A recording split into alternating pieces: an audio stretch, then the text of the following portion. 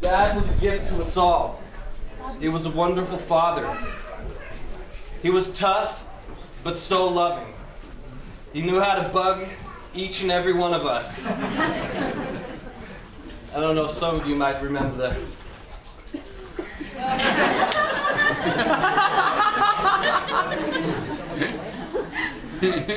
But in his loving, bullshit, in-your-face, annoying kind of way, he spoke from his heart. And I'm only now realizing how extraordinarily large his heart was. He touched his friends, his family, in so many ways, albeit sometimes it was inappropriately, right? He even changed the lives of his fans with simple words of encouragement.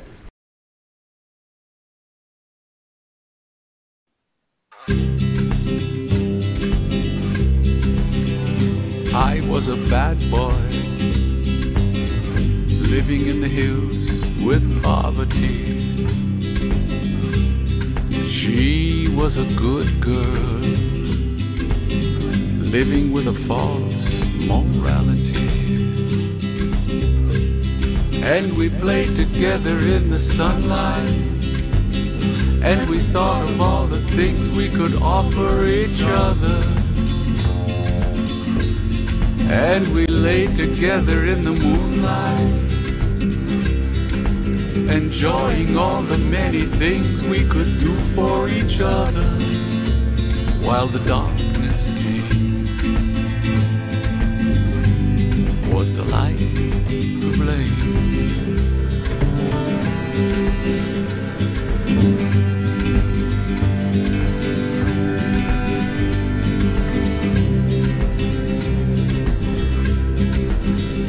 I was a bad boy, sniffing at the dust of illusion. She was a good girl,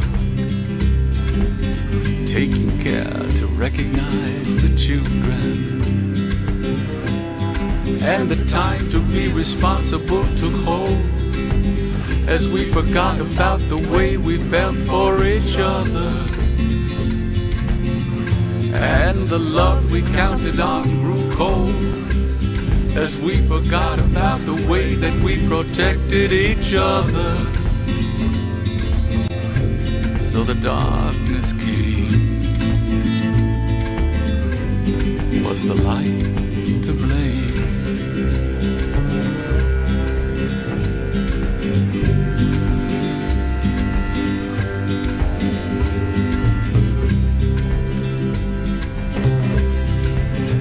How can you go to darkness while you seek the light? When do you think of darkness?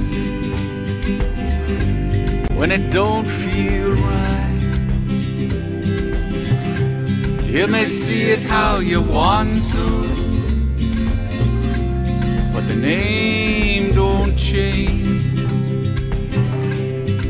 It's the color of your inside that's been acting strange. If the darkness came, it's yourself to blame.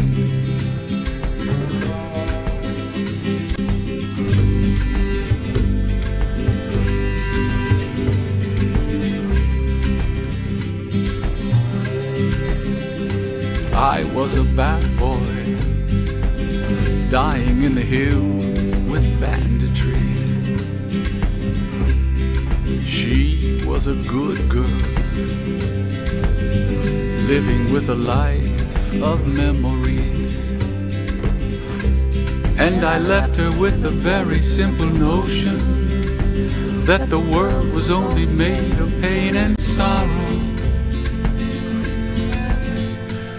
But she harbored much of my devotion, that there'd always be a window for a new tomorrow. But the darkness came. Was the light to blame.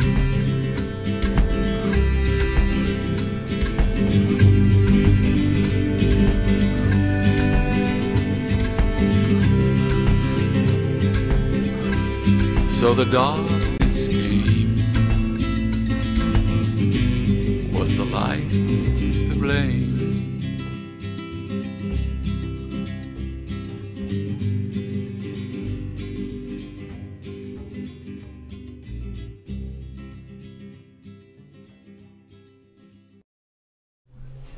So as many of you know, David and I lived together for a long time. He was my roommate, but this made our relationship grow to more than father-son.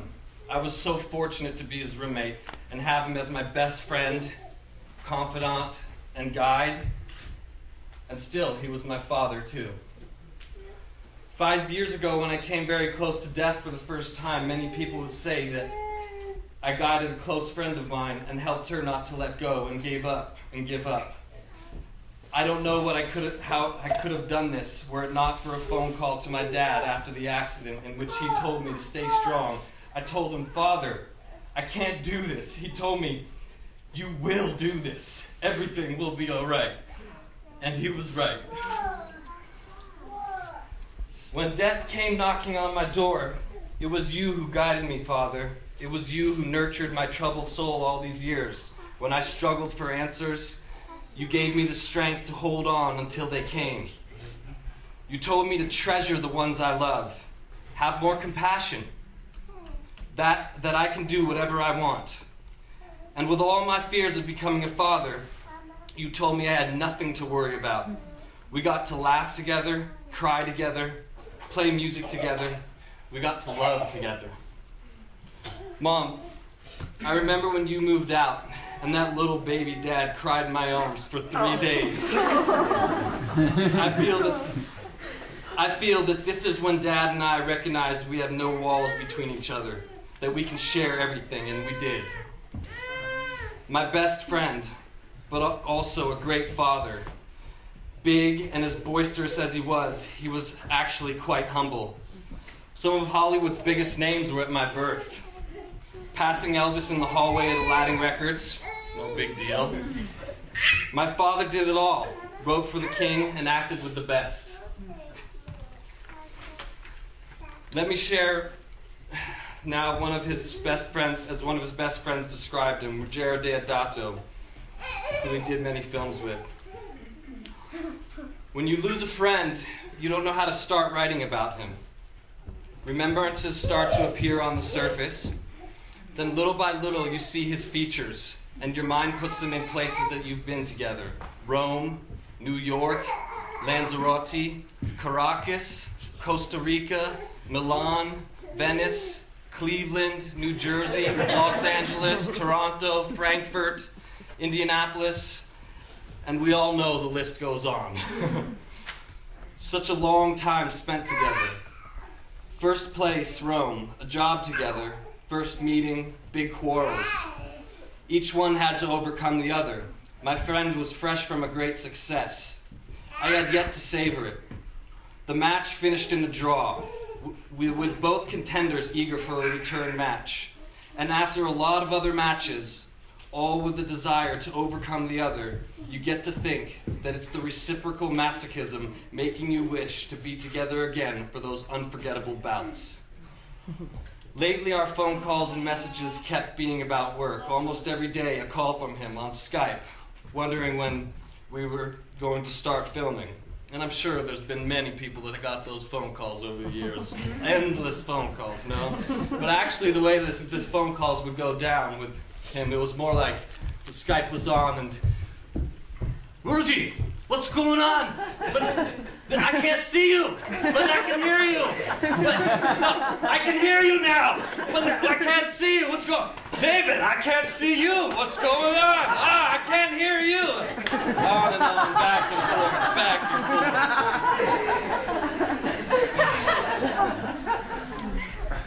forth. And then my cell phone rings from the new film's producer, and I think maybe he wants to tell me something about the movie. I finally will be able to give David some good news. We could make our 6th film together, and we could fight as in the old times, not joking over Skype, but with renewed energy in person. Instead, terrible news. David is gone. I'm thunderstruck. How's this possible? David, the good giant, the big man who could suffer whatever insult and answer me back, hugging me with all his force. My big friend KO's in the street without sending me a text message, without a Skype call? That's not possible. I turn on my computer to find a message on Skype from Thursday, the day before he left. David Hess writes, "Ruji, get me to Rome to work on something. I need to get out of here. I need to get out of here and do a little acting." I call his son Jesse on Skype, no answer. I go to sleep but can't close my eyes, so I go back to my computer. I rest my head on the keyboard and the message arrives, 4 chat lines from Jesse. "Thank you, Ruggiero. He loved you so much. You were a special friend. Do you know he bought a ticket to Italy the day before he died? He was going to visit you." I switch off my computer, I silently cry, and I quarrel, miming David's reactions. My father was an artist, which is not always easy financially, but he always provided for us, always. I remember in the 80s living in Topanga. We were quite broke, and Pops found some place selling rototillers for way under market value. He bought one, sold it for 5 times what he paid, went back, bought 5 more, and did this all week. This is the type of man he was, taking advantage of every opportunity to provide for his family. Yeah, he left to go on set, but we always ended up there with him eventually. He showed us the world, turned us into travelers, musicians, and lovers of all cultures and all types of people. Pop said there was always something special in everyone, and how and whoever you loved was okay. There's no wrong way to love. The only mistake is to not fully love. David knew how to love fully. As one of his friends wrote, "David, you gave me all the support in the world and treated me as a woman, not a transgender. You said just before you passed away that you wished I could write something about myself in order to help others like me and also to create more understanding and acceptance. I'm going to fulfill your wish." As David's son and best friend, I'm so glad I have no regrets. But damn you motherfucking bastard, you were supposed to wait until your granddaughter got here. I will miss putting her into your arms. And good for you, Rusty, her other grandpa. At least now you won't have any competition for who #1 Gramps. Because my dad would have given you a run for the money. Pops, I'll miss coffee in the morning with you.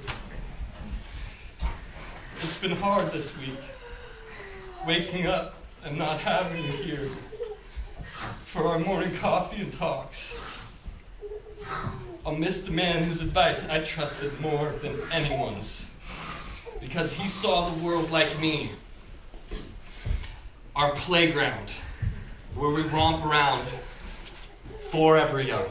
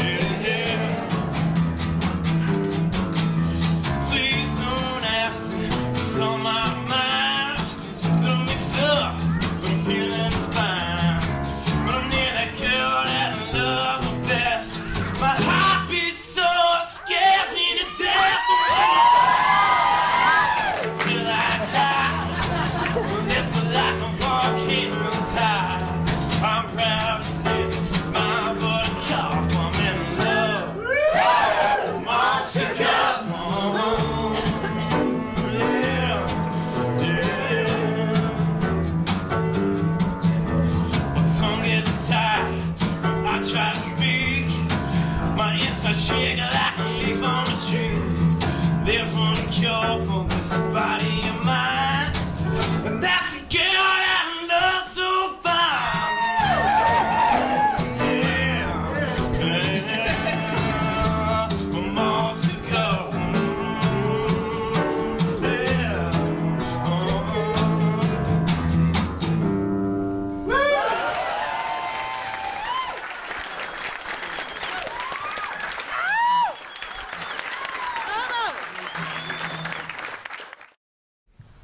I have a different perspective of David.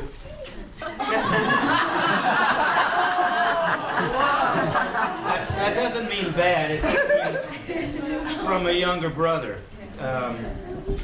Bo and Jesse and Sarah know him as dad, and GINA knows him as husband. Sorry, this is hard. You can do it. I'll just share some memories with you from when I was a child and growing up with David, who was not an easy character when he was younger.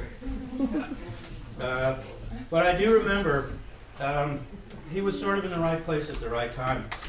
I remember as a kid sitting at the top of the stairs looking down into the playroom. There would be these guys gathered around a poker game. And of course, David, you know, would be saying, how the hell can you make that fucking bet? Same language. There forever. But the people at the table would be Bobby Darin, Sal Mineo, Don Kirshner, Buddy Bowen, them, Buddy Knox, yeah. My sister was correct. So would David. But they would be there playing poker. Little did they realize that they were all going to do something big with their lives. David and I used to have many discussions about that, though, because Bobby Darin was dead at a young age. Don Kirshner was dead at a young age. Sal Mineo was dead at a young age, some of them violent deaths, some of them drug deaths. David was the only one, and even Elvis was dead at a young age. And David was the only one that was left standing, and we wondered why. And I think now we know why. He was tough because he was such a big guy, big, strong, hefty guy. And I couldn't match him in rugby. I couldn't match him at football. He beat the shit out of me. So, but there were other sports, and he was always very competitive. He wanted to win at everything. So you guys have some of those same characteristics. But I remember we used to play ping pong in the basement. And he used to beat the crap out of me all the time, and he loved it. I mean, and it didn't matter what age I was. You know, I could have been this tall just with my head peeking over there. And he gave me no grace. But at some point in time, I got to be almost equal to him. And then I got to be a little better than him. And then it was really fun. Because what would happen is I wouldn't even have to win.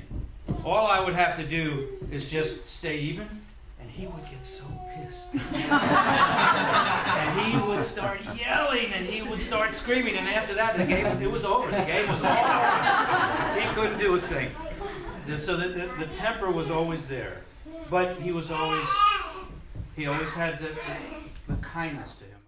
I remember when we went home, when I was in college, went home during spring break, and had a little Cocker Spaniel that had been hit by a car and had stitches. And they're okay. And I remember the vet said, you can take him with you, but don't let him run around. And I got preoccupied talking with the family, and the dog was outside running around with you and Danny. And he pulled the stitches out. Debbie. Not you, Debbie. The kids. He pulled the stitches out, and we couldn't find him anywhere. And we picked him up and finally found him, and we took him to the vet, but he died in our arms on the way to the vet because he had bled to death. So I was very upset, got back to the house. The first person that I see when I enter the door is your dad. And I just fell into his arms. And he just hugged me and hugged me. And it was a very poignant moment for us because David had trouble showing love, believe it or not, when he was younger. His spiritual involvement was unbelievable. His spiritual evolution was unbelievable. By the time he died, he obviously touched many, many people and was very able to show love at its fullest, without regard of the consequences. He was, I remember watching him on film for the first time in Last House on the Left. And I'm sitting there looking up at the film, and it's a strange experience to see your brother on the film screen doing all these weird things. But there were times that what he was doing was, I was thinking to myself, whoa, that's scary. Not because it was scary, but because that's the way I saw him in the house. He died on Yom Kippur, which is the holy day in the Jewish tradition. And when you die, the mystics believe that when you die, only the righteous die on the Sabbath, on Shabbat, which is, in the Jewish tradition, goes from Friday at sunset to Saturday at sunset. Well, he died Friday after sunset, on the Sabbath. But he died on the Sabbaths of all Sabbaths, which is the holiest day of the year, which is Yom Kippur. And so it was like he got all of his righteous beings and collected them all together and said, okay, I'm making the grand exit, and this is going to be when it is. So you all got to accompany me. So even in his death, he was larger than life. But your father, there's an old Indian tale about two wolves that are warring with each other, and many of you may have heard this. But this young boy goes to his grandfather and says, and the grandfather tells him the story of two wolves that are always warring with each other. One is love, and one is fear. And the grandfather tells him the story, and the little boy is listening very intently with his eyes wide open. And when the story is over, he asks the grandfather, which wolf wins, love or fear? The grandfather says, whichever wolf you feed.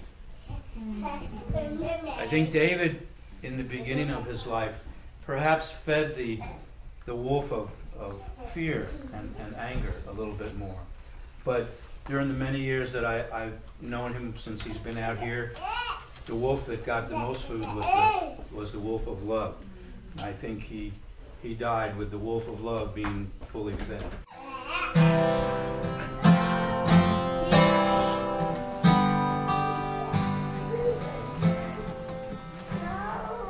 18 jaded with guns in their hands, fighting for peace, just what is left.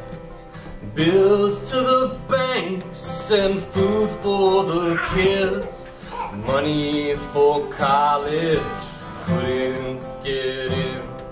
Made all the grades but got taken to task. Man in an alley wearing a mask, screaming she begged, the people walk by. Man, he just laughs, the woman she cries. It's time all you people turn around. Life we've been living, messing around. Blood we've been spilling, bleed us dry. Life we've been killing, is your life like mine?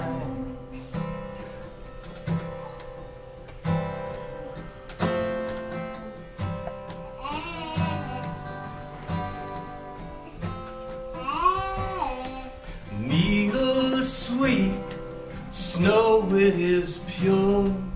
pain I've been hiding from, finding a cure. Night it is warm, the light it is cold. Family I'm robbing, calling them home. It's time all you people turn around. Life we've been living, messing around. Blood we've been spilling, bleed us dry. Life we've been killing, it's your life like mine.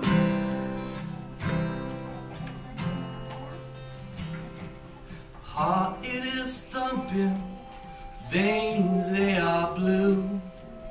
Blood's been pumping till it hasn't met you.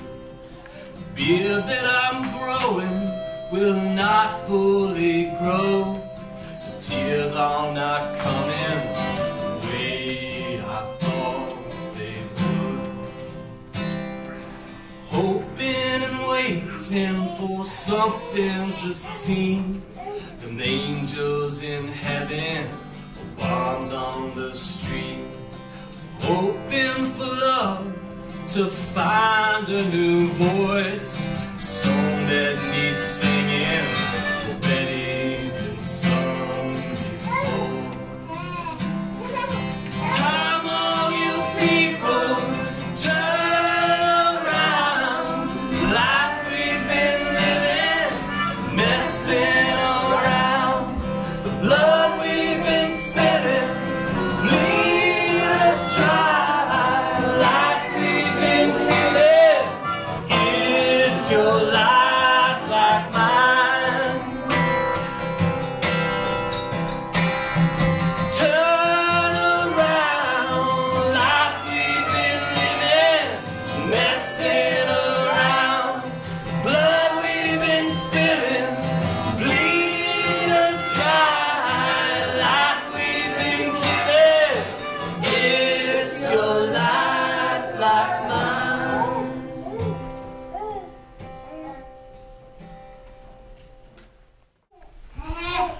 So Jeremy mentioned Glass House on the Left. That was my introduction to David. I was put up for adoption, and I met my mom when I was 30, and then so she was like, your dad's David Hess, and so I went out and rented the movie. Wow. That explains a lot.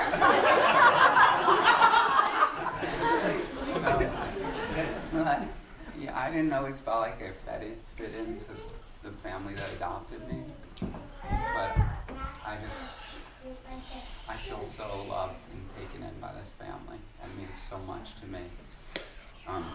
I watched, I was scared to contact David, and I finally found his website, and for years looked and would see that he was signing autographs, and then I just got up the courage one time to find him, and I drove all night with my partner at that time, Carmel, to Ohio, and then we, I barely got any sleep, and we went into the horror movie convention. He was there signing autographs, and I panicked and chickened out, went back out to the parking lot, and then I came back into the thing, and he was coming out of the bathroom, and I went over to him, and he thought I was a fan, so he put his arm around me, and we started walking, and he thought, I wanted an autograph, or I wanted to talk to him about stuff, and I said to him, I was like, Astrid's my mom, and he stopped, and he just grabbed me in the biggest bear hug, and it was so amazing, because I was so scared that you don't know what you're gonna find, honey. Then he brought me over to his table, and he was just accepted me right away, and was like all the fans that came by and his friends from the horror movie convention, he was just like, this is my son, this is my older son that I've never met before, and called Sarah and called everybody. I talked to Sarah on the telephone, and I couldn't have asked for anybody better. He was so warm and gregarious and accepting of me, and it's been an incredible journey, and it's just meeting all of you guys and my brothers and sisters has been incredible. And you know, David he was one of those people that the world was more colorful to have him in it. He was one of those people that you would see him and think any part of you that you were holding on to or weren't expressing yourself, you'd be like, oh, you know, look at how he's expressing himself and doing his thing. And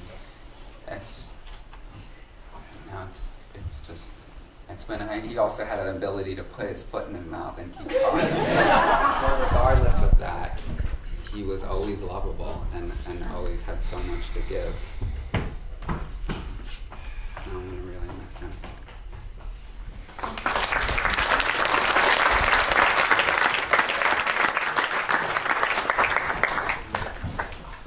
That shows tremendous courage. To see your father for the first time in Last House on the Left. Okay, how do you top all that? Right on the house. I'm going to try. So I'm going to tell you all some of my earliest memories of David. One of them was one day he was driving to school and hit a telephone pole.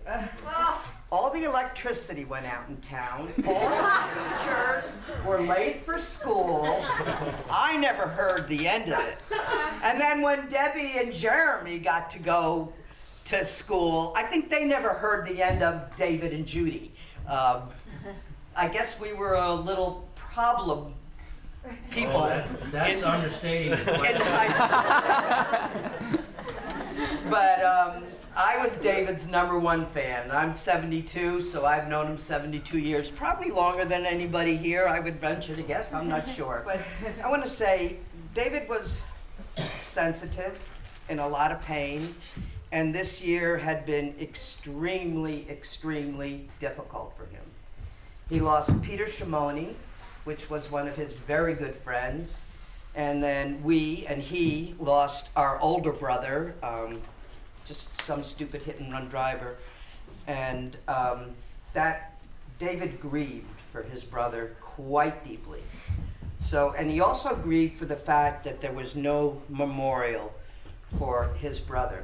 So I want to throw Johnny into the pile here, my eldest brother Johnny, and put him on David's shoulders or wherever he needs to go, because I know David's happy to be with him, happy to be with his mother, and God bless her, she was here today at her funeral. We were sitting there, where's my Peggy, my sister-in-law, but anyway, Debbie, Jeremy, and I, we had been to temple all the time, Shabbos, Friday nights, Sunday school, we had gone through it. This particular time, there was a tree outside the sanctuary, which filled with crows. Now, we had gone all the time. We had never seen the crows there. Well, the crow came in right after they did the Kaddish tonight and was yakking at the top of the tree. So for some of the family members, we feel that Mom was here for him, and he adored Mom. And I could go on and on like the rest of us, but I think as long as my brother Johnny gets recognized by David. Tell them the story of how he got the part in Last House on the Left. Oh, okay. They may not know that. Okay. David comes over to the house one day, and Marty Cove, who was my boyfriend at the time, got hired. Well, Wes Craven wanted him to play the bad guy. He didn't want to play the bad guy. He's bigger than David. So Marty took him and put on sweater after sweater and jacket to bulk him up like this. And I guess, what's the story? He went over to Wes Craven's and he's sweating like a madman because he's got 6 sweaters on him to bulk him up. And he says, "What the fuck am I doing here?" And they basically said, "You're hired." And then they hired me to play a black woman and put a sweater over my head and drive a truck. I was in To All a Good Night with David, and my husband was a chauffeur that He just sat in the car. They didn't. It was girls' school. But anyway, I could go on and on with David's stories. So if anybody needs any more, fine. But I know there are a lot of people that want to go. So thank you.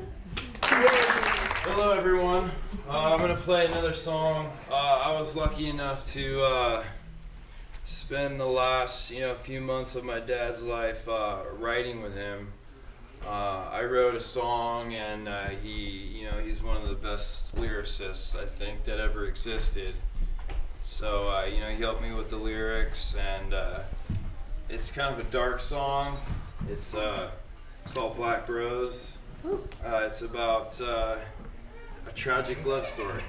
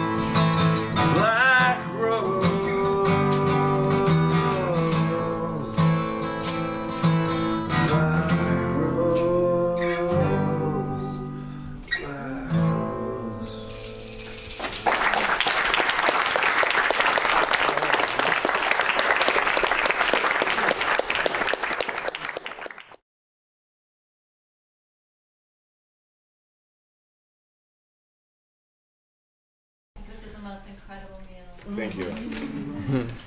So what I'm reading is something that was written today to GINA from Malachi McCourt, who is, if you don't know who he is, he's the younger brother of Frank McCourt, who wrote Angel's Ashes, amongst other things. And he himself is an accomplished writer, and David and him worked on many things in the past. I looked at one of the records, looked like it was a long time ago. So they've known each other for a really long time, basically best friends for a very long time. So this is written to GINA and the family about David. So to think of David Hess in the past tense is beyond my human capabilities. I first made his acquaintance about 45 years ago when he was turning out songs by the trunkful and catapulting Elvis Presley into stardom. David's energy was beyond description. Take a storm, add a cyclone, mix in a typhoon, Insert a tsunami, wrapped in a hurricane, bore in a tornado, drop in the blizzard, covered with a thunderstorm, and still all those elements are no match for the nuclear force that is David Hess. In pursuit of his art of song and poetry, I know there were times when he was carried away to the detriment of his relationship with GINA and his children Beau, Jesse, and Sarah. But it was not abandonment. It was merely another road taken for the moment. Unlike a lot of actors, David always shared his knowledge of current projects in the hopper in the hope that these friends would get to work and share the material rewards. Whatever goes on in the afterlife, I know that our friend David will not be constrained by rules, regulations, laws, or traditions. He played rugby, football with tremendous zest and with as much disregard for its rules as he had for any other human undertaking that needed reforming. In many ways, he was the most exasperating man I'd ever met, and yet it wouldn't be too long until he charmed me into laughter at his comedic behavior. People say he will be missed. We miss him now, and I say, anytime I was not in his company, I missed his exuberant spirit, and now it's hard to realize that I shall not see his physical presence on this earth. I don't know about meeting the dead again, but right now I'm happy to have David Hess as my friend, and I'm not happy that Beau, Jesse, and Sarah will not have him here to hold their children. When we die ourselves, we will solve the mystery of death, so until then, we must live every day as if it is our last, because one day we will be right. So blessings, and may all the gods you believe in smile on your craniums.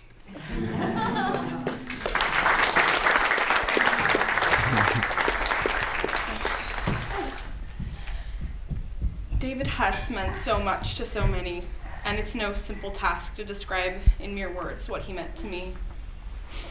I'm sure whatever your relationship with David was, you will agree that subtle is not a word you would use to describe the effect he had on your life. His passion for music, art, love, and anything else that brought joy to the heart was as obvious as can be. To put it simply, David knew not just how to live, but how to really be alive. This is a way of life he taught his children who travel, create art, and put their spirits out in the world with an enthusiasm that clearly made David proud. I never thought I would be so grateful to have a boyfriend living at home with his pops.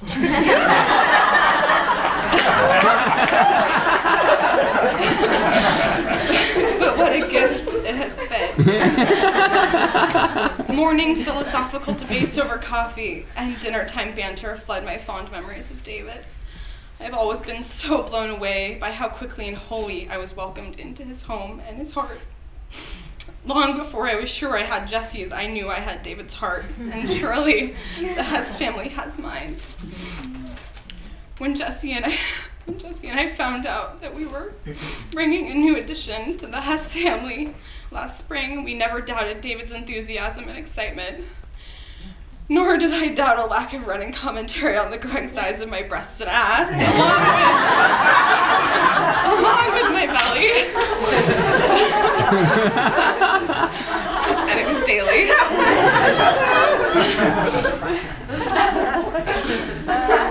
Unexpected is the fact that Grandpa David will never have the joy in his arms that I now carry.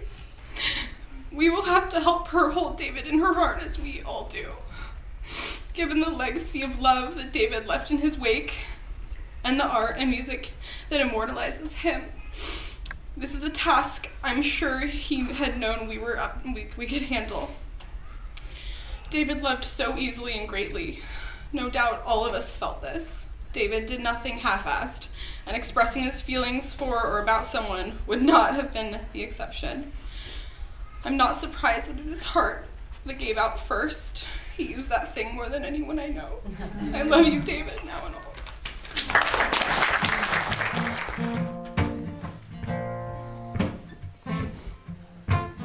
Good as I can, try to keep my head above, as sure as the day. Let it all fade. Well, I walk and I talk, but it doesn't change, and You're so much more braver than I am. Oh, you braver than I am. Oh, I wanna be all that I can, that I can. I wanna see all that I may, good as I can, and try to keep my head up straight, as sure as some pray, try to save the day where I walk and I talk, but it doesn't change. And you're so much more braver than I am. Oh, you braver than I am. Oh, you everything I wanna be all that I can, that I can. I wanna see all that I may, that I may. Oh, I wanna be all that I can, that I can. Oh, I wanna see all that I may, all that I can know. All that I may, all that I can know, all that I may, oh, I wanna be all that I can. I'm Mark SHEFFLER. I was in Last House on the Left with David. Yes, I admit that. You've changed. I've grown. Yes, you have. Yes. I knew David for 41 years. That's a long time. And for 41 years, David was my friend. I'm the oldest sibling in my family, and I never had a big brother. I was always the big brother. And then I made this movie, and I came out of the movie and had a big brother who was nuts. and I knew he was nuts because when we were shooting the movie, David made a decision that he would stay in character as Krug the entire time we were shooting. So for 4 weeks in Connecticut, he brutalized everyone who came in contact with him and scared the shit out of the two girls so badly that one of them literally hitchhiked her way off the set.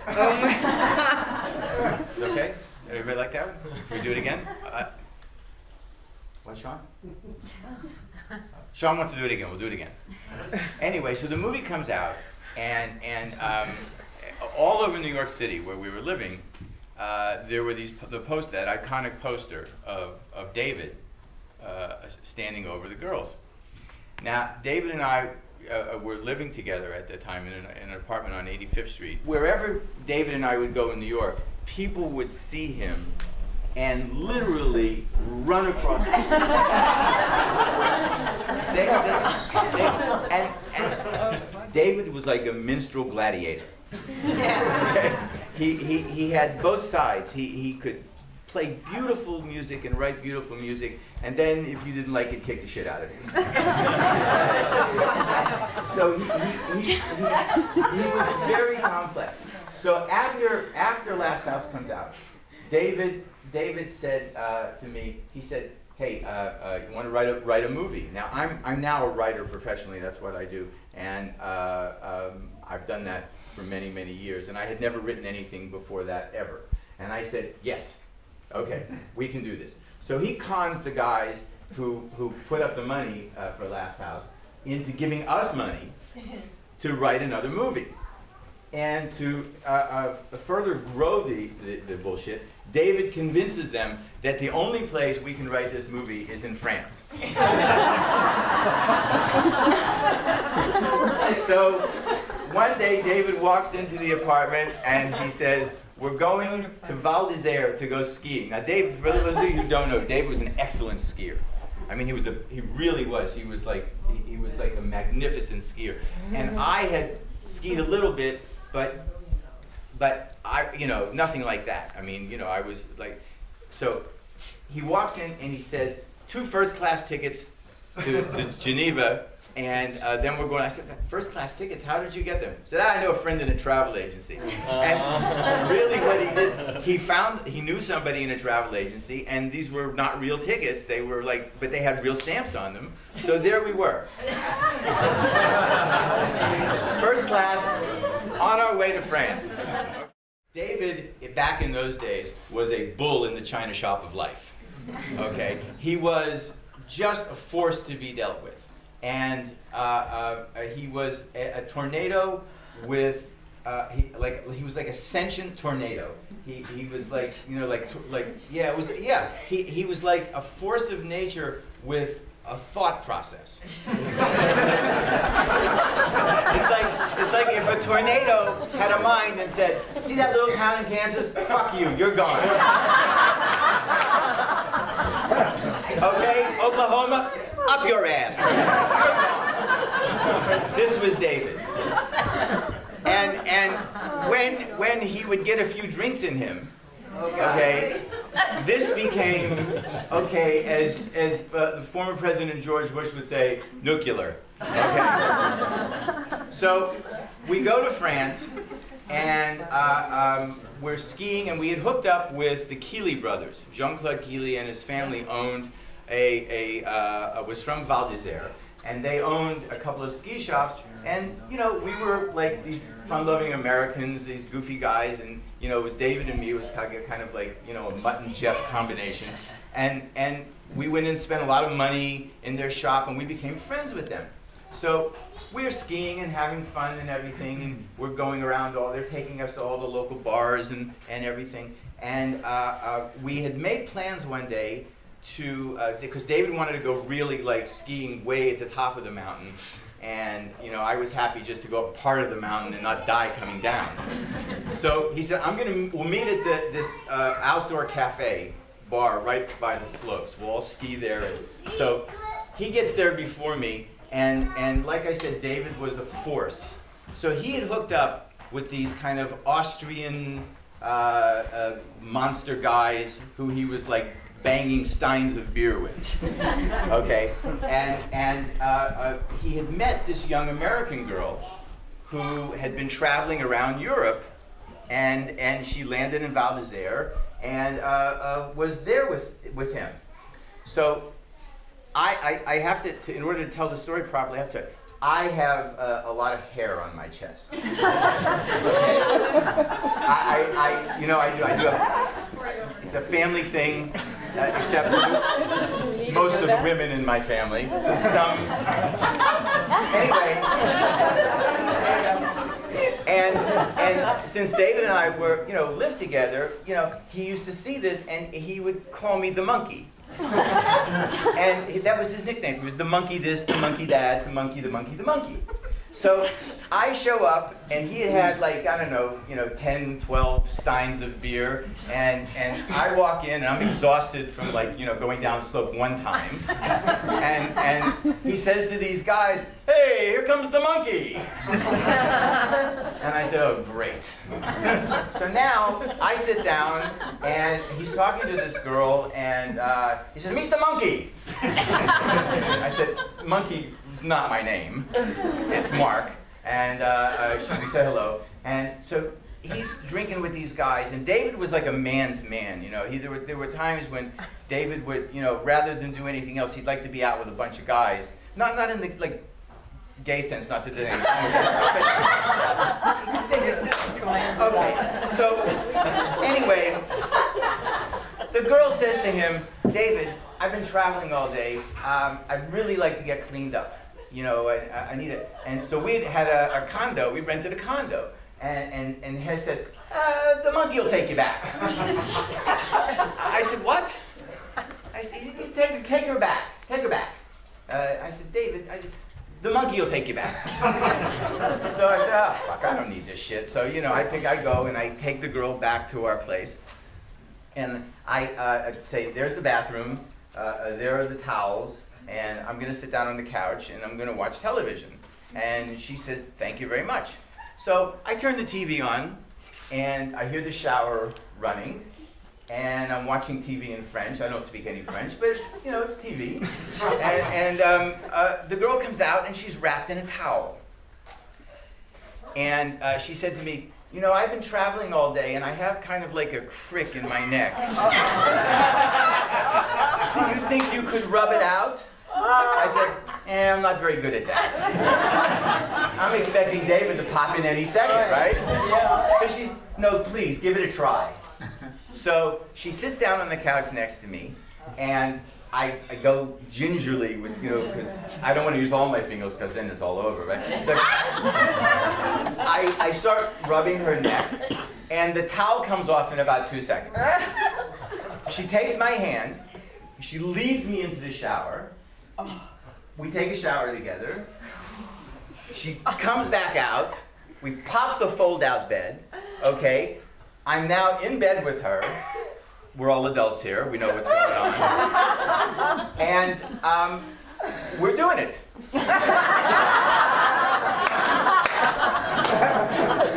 I don't know how long we were doing it, but the door pops open. And there's Hess, drunk as a freaking skunk, who sees us and says, what the fuck is going on here? And I looked up at him and said, well, David, apparently the monkey is having his banana peeled. I'm David's accountant for many years. David showed up many days. And he didn't care if I was in a meeting or not. He would come in and he'd either hug me if there was a guy in the room, or if there was a girl, he would hug the girl. It got kind of embarrassing because sometimes I would shut the door. I'd see him come up. I'd shut the door and he'd still come in. I guess the thing I want to say is that I had the last meal with him. On Friday, one of my partners, Joel, had a ticket to go see a famous guitarist, Lawrence Juber, and David happens to be there. And I said, David, why don't you come with us on, we'll take you out to dinner on Friday night, and then we'll go hear this guitar player. So we went to a sushi place in Tiburon called Ginza. And then we were walking over a block and a half to Tiburon to where the guitar player was playing at Schoenberg's guitar. And I noticed he was having trouble walking. I said, David, what's the matter? He says, no, I have something wrong with my hip.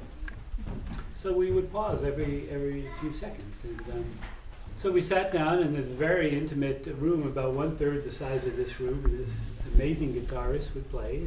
And knowing David, he was singing out loud into my ear some of the words to the songs that the guitarist was playing. And it was very annoying. And everyone in the place was annoyed. But it was David, and he was on key, so I guess it wasn't too bad. And then, you know, we tapped each other on the knee, and he said, I'm getting tired. I think I'm going to go home. And so he leaves, says goodbye. We hug, and that's about a half hour later, we finished the show, and we walked to the car, and we noticed there was a fire engine, and the town was blocked off. There was no traffic, and we went to the right. We just didn't connect the dots, realized that it was actually David that was dead in Tiburon. And we found out about it the next day. So during dinner, he was talking about crows. And sure enough, right during the ceremony, whether it was for Mom or whether it was for David, right at the right time, there was that one crow right on top of the tree yelling its head off. Yeah. And I couldn't help but think it was David.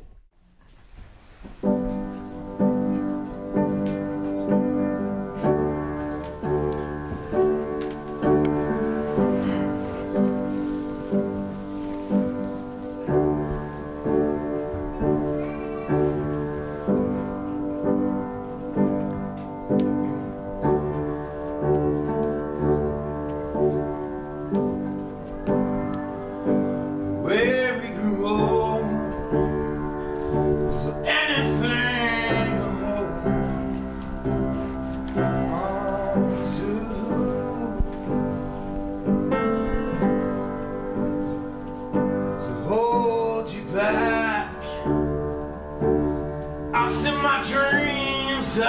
coming back free like a bird. Remember me, remember you, 'cause everything inside of me is who you used to be. I still wandering star. Yeah, we made it this far. Hey, yeah, can walk on.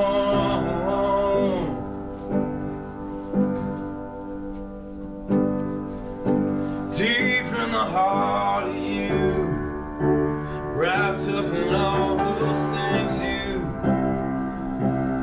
got stuck up into. I don't wanna break down, my engine's all shut down. This can be the time of your lifetime of your life, yeah. Deep in the heart of you, wrapped up in all those things you got stuck up into. I don't wanna break down, my engine's all shut down. This could be the time of your lifetime of your life, yeah. Remember me, remember you, 'cause everything inside of me is who you used to be. I still wonder and stop. Made it this far. Yeah, yeah, can walk.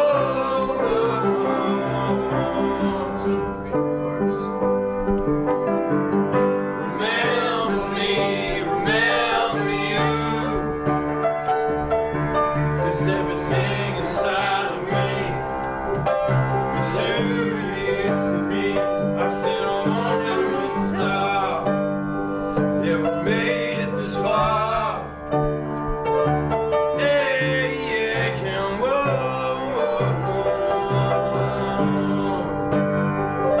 Rich.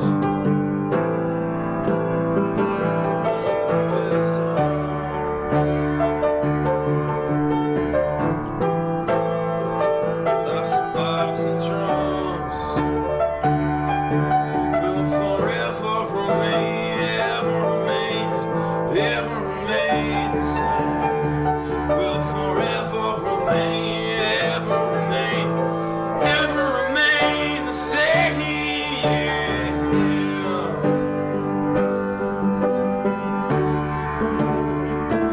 My engine's all shut down.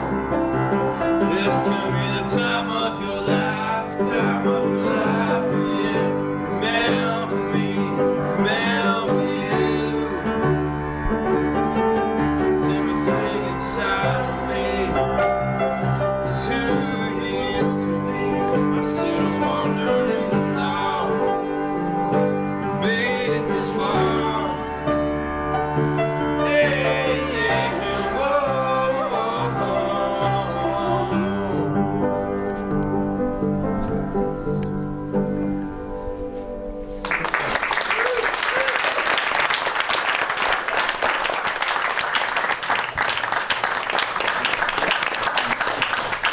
Thank you all so much for being here to honor David Hess.